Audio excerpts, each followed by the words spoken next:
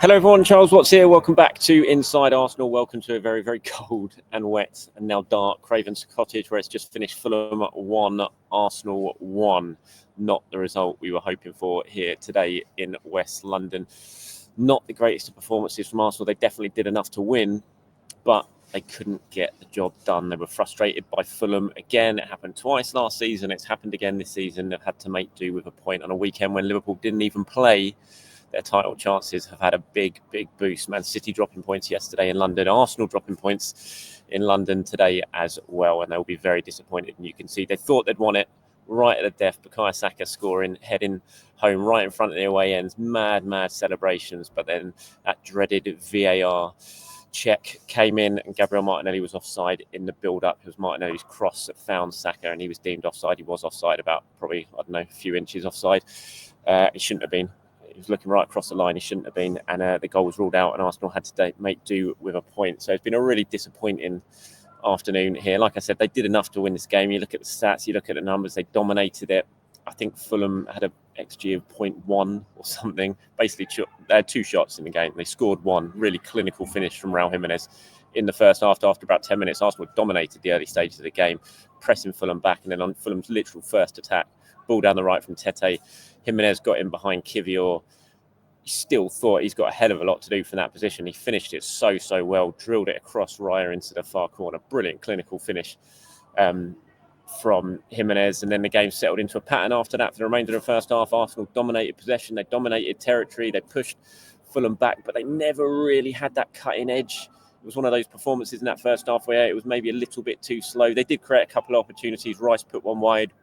Saka sort of weaved his way into the box on the right-hand side and drew a save from Leno, but Fulham kind of held them at arm's length relatively comfortably in the first half. So leading 1-0, second half completely different. I thought Arsenal much better. The energy levels were better. The tempo was better. Yeah, they were on it from the start. They got an equaliser fairly early on in the second half through Saliba, another set piece and a brilliant ball from Rice. Havertz's header, Saliba deflected in. There was a VAR check for that. I thought initially that was offside, but he was deemed just to be on. There was still a long time to go then, about 40 minutes, and you thought it's a perfect time to get the equaliser. You got loads of time left to go on and get the winner. And they absolutely were camped in the Fulham half after that. It was a different performance in the second half. Martinelli came on for Trossard, and I thought Martinelli provided an awful lot of threat. There was a lot more balance to the team with Martinelli on the left. In that first half, everything was going down the right-hand side. It was just Saka and Odegaard.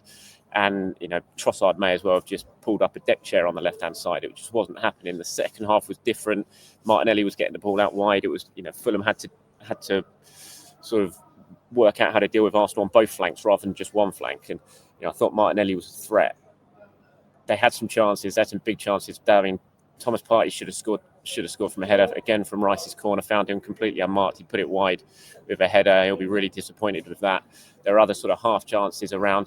Jesus came on and Declan Rice picked him out with a lovely scooped, lofted ball over the defence. I just don't know what Jesus was thinking. He just let the ball go. It was dropping over his shoulder. It wasn't the easiest of chances. He had to sort of swing his leg at it on the volley, coming over his shoulder. But he just left it and it just bounced into Bernd Leno's arms. It was really odd. I don't know if he thought there was someone behind him or whatever, but he thought that was probably going to be Arsenal's last big chance. And then right in the 89th minute, Martinelli gets out on the left. I think it was Timber who played the ball to him.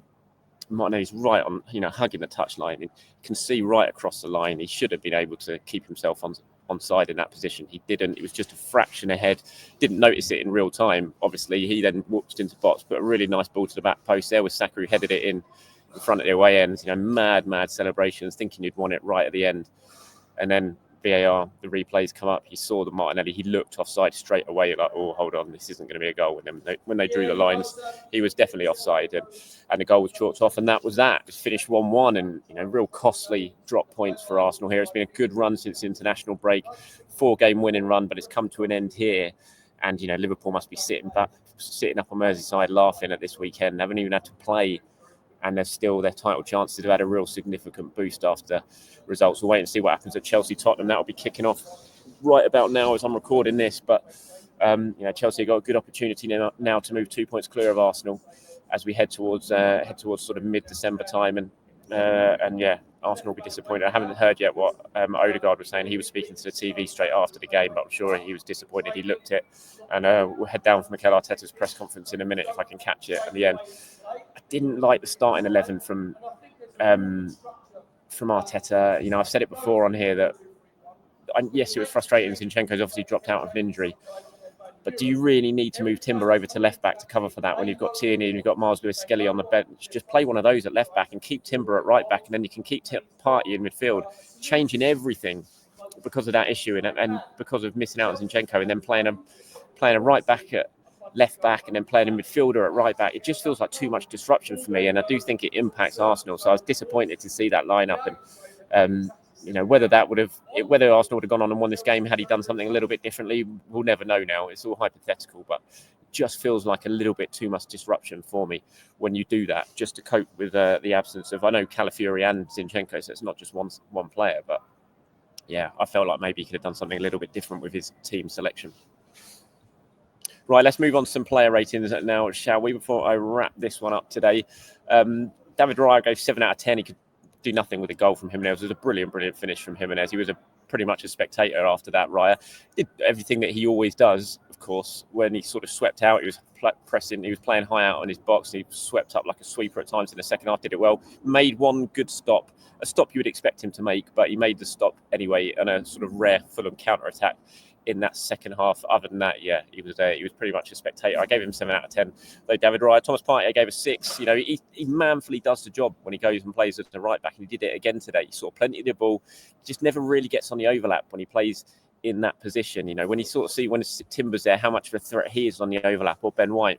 When it's Partey, because it's not his role, you know, he's not really used to that. He doesn't quite have that athleticism to get up and down the flank as well. It just takes away. That's why I'd much rather see Timber there and play an actual left back at left back rather than doing that. I mean, he should have scored, Thomas, no doubt about it. He'll be really disappointed with the header. He should have put it in. He didn't. But I gave him 6 out of 10. Saliba gave 8. Saliba was my man of the match in this game. Scored the goal, obviously. Scored the equaliser, deflected in Havertz's header, but there was just times in that second half and he was so composed under pressure. You could see the Fulham fans around me kind of thinking, oh, we're gonna put him under pressure here, we're gonna rob the ball of him, and then Saliba would just run away, drop his shoulder, beat his man, and everyone would sit back down again because they're just like, no, he's too good. I gave him 8 out of 10, obviously in the right place for equaliser. Kivior, he struggled in the first half a bit. Obviously he got done by he got caught out for the goal. I don't look at it as being a huge error. He just got the striker just run off the back of his shoulder. He could have handled that situation better, but the striker just ran off his shoulder. You know, had Jimenez not gone and stuck that in the far corner, he wouldn't really have thought about that again for the rest of the game. But obviously he did score, and so Kivior's role in that gets highlighted a little bit more. It wasn't great. I did think he improved in the second half after quite a difficult first half, but I gave him 5 out of 10. Timber I gave a 7. Moved across, you know, to cover at left back, and he does it well. You know, he's such a good player, Timber. Wherever you play him, he is going to play well, and he played well again today. I gave him a 7 out of 10. I'd just much rather see him out on the right-hand side than on the left. Jorginho, you know, sort of composed as always, but it just couldn't really impact things in an attacking sense for Arsenal in that first half when it was just a little bit slow. Gave him 6 out of 10. Declan Rice was good, went close in the first half of a shot. It was a good run from him to sort of break the lines, put the shot just wide. Maybe took the shot too early. Maybe it would have been better to get it under control because it was a difficult chance. Drove Arsenal forward in the second half. His delivery for the corner was great. Like I said, that pass he produced to open up the Fulham defence and set up a chance for Jesus that he didn't even have a go at was brilliant from Rice. I gave him 7 out of 10. Odegaard I gave a 5. I just, you know, Fulham did well to really sort of limit his impact. He took a whack early on and did not look comfortable. He was kind of signalling to the bench at one stage, and I thought he was might have to go off. Didn't happen, but I do wonder if that sort of impacted him. He got substituted in the second half for Wanyeri in the end, but I do wonder if that early sort of kick that he got impacted his game, because although he saw lots of the ball and linked up with Saka as he always does, he just wasn't quite as on it as I've seen from him before. So I gave him 5 out of 10. Saka I gave 7. You know, Arsenal's brightest player even in that first half. It was a good battle with Robinson. It always is here. I really like Robinson. I think he's a very good player, and he stood up to the test against Saka well, but Saka still got the better of him at times. Always looked the most likely to make something happen. Had a good chance in the first half that he created himself, that he put at Leno. Obviously popped up with what we thought was the winner for a brief minute, but it wasn't. But I thought he played well. Saka, gave him 7 out of 10. Havertz just never really in the game. Gave him a 5. Just lacked the intent at times in the first half when Arsenal did have the ball out wide to really sort of drive into either the near post or the far post to get on the end of anything. Not his best game. Havertz gave him a 5. Trossard was a passenger at times. All of Arsenal's play really, especially in the first half when he was on the pitch, was just down the right hand side. He was always on the fringes of things. I gave him a 5. In terms of the subs that came on, Martinelli, I thought he just injected a lot of life into this Arsenal performance when he came on. The balance was miles better. Arsenal were attacking down the left and looking to get him at Tete, I think it was, a lot, and it just meant that everything wasn't funneling down the right. It was Arsenal sort of sharing things in the second half. It was much better from him. He looked real time like he'd done brilliantly to set up the winner for Saka, but then obviously the replay showed that he'd gone early, and he'll be frustrated with himself. I think he'll know he shouldn't have been offside in that situation. I'm sure Arteta and the coaching staff will probably remind him of that as well. But I did think it was a good substitute appearance from Martinelli. I gave him a 6. Jesus Marino, I gave 5. I think I'm being generous there to Jesus because I thought it was an awful cameo from Jesus. I don't know, but he shouldn't really get a 5, to be honest. He should be getting a 4 or a 3 because he didn't look like he was going to impact the game at all when he came on. As I said, that chance that he had when Rice set him up, he just didn't even. I just don't know what he was thinking. He just didn't even attempt to get it. It was just a player so lacking of confidence. And I think the most damning thing about Jesus at the moment, especially when he comes on as a sub at times, you don't really feel like he's going to do anything. You don't believe he's going to do anything. Like he came on today, and I didn't believe he was going to pop up and score the winner for Arsenal, and that's worrying. So I gave him, I gave him a 5, but to be honest, in all honesty, thinking about it now, he's probably worth a 3 or a 4. Marino replaced Jorginho, who was tiring, never really got into the game. Gave him a 5. Ranieri was on Frodegaard sort of for the final 10, 12 minutes of normal time.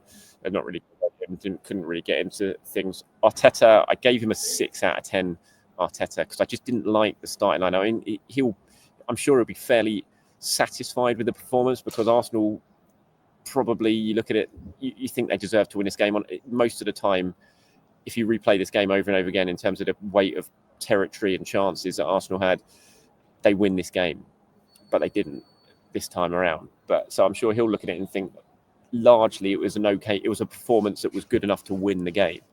I just didn't like his starting 11. I really didn't. So I gave him 6 out of 10. So there's my player ratings for today's game. Thank you very much, everyone, for watching and listening. I'll be back tomorrow morning to do a much more in-depth reaction show. As always, to this, we'll look at what Arteta's had to say in his press conference, go over it. You guys can get in touch, leave your comments below in terms of what you saw from the game. I'll pull some of those together and get them included in the show as well tomorrow. So thanks for watching, everyone. It's finished here at Craven Cottage. Fulham 1, Arsenal 1.